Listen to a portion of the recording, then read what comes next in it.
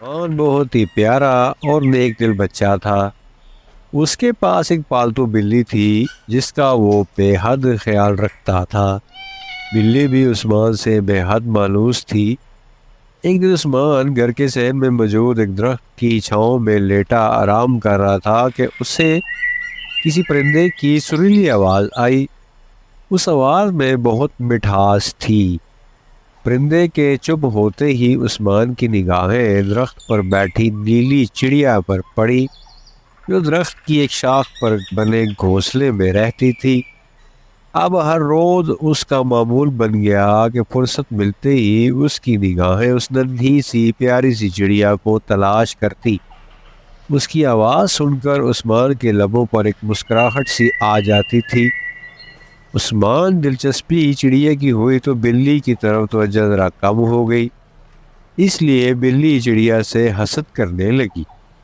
ایک دن عثمان جب گھر پر موجود نہیں تھا تو بلی درخت پر چڑھ گئی اور گھونسلے کی طرف چھلانگ لگائی۔ نیلی چڑیا بلی کا نوالا بن گئی۔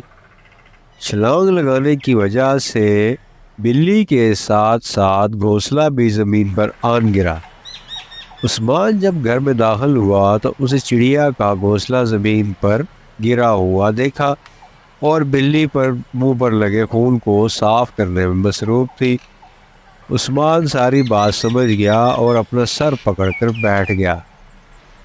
وہ بہت اداس ہو گیا، درخت کے نیچے بیٹھ گیا۔ اس کی آنکھوں سے آنسو بہنے لگے۔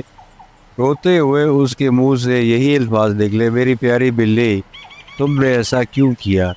ایک معصوم سی اور ننھی سی چڑیا کو اپنا نوالا بنا کر۔ بلی چل کر عثمان کے پاس آئی اور میاؤ میاؤ کرنے لگی۔ یہ تو میرے بچوں یہ تھی آج کی ایک شارٹ کہانی۔ امید ہے آپ کو پسند آئی ہوگی۔ ویڈیو کو لائک اور چینل کو سبسکرائب کرنا مت بھولیے گا۔ ملتے ہیں نیکسٹ ویڈیو میں۔ اللہ حافظ۔